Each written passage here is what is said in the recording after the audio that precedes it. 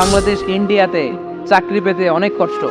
সামান্য একটা পদের জন্য এখানে চেয়েছে ক্লাস 8 পাস, এখানে ডবল মাস্টার ডিগ্রি অ্যাপ্লাই করছে কয়েক লক্ষ। এজন্য আমাদেরকে উদ্যোক্তা হতে হবে। You have to be the entrepreneur. আমাদের উদ্যোক্তা দরকার, বেশি বেশি নতুন নতুন উদ্যোক্তা। নিজেই এমন আইডিয়া নিয়ে আসবে যেই আইডিয়া বিক্রি করে দুর্দান্ত আইডিয়া দিয়ে তুমি পুরো দেশ কাঁপিয়ে দিতে পারো। পারা যাবে না লক্ষ্মীপুরের ছেলেরা? আইডিয়ার অনেক দাম। You have to generate new ideas. নতুন নতুন আইডিয়া এনে মানুষ গোটা বিশ্বকে তাক লাগিয়ে দিয়েছে। এই যে গত কয়েক বছর আগে আরের একটা রাইড চালু হয়েছে, নাম হয়েছে উবার। উবার কোম্পানি কি করে জানেন?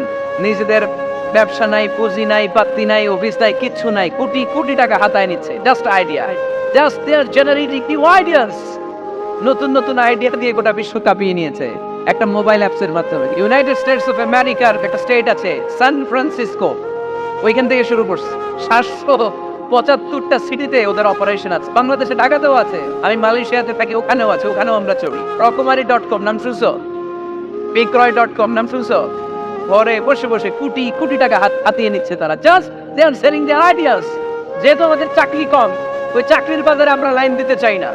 আমাদের মেধাকে খাটিয়ে খাটিয়ে আমরা নতুন তরুণ উদ্যোক্তা বানাতে চাই। চিল্লায় বলো ঠিক কিনা?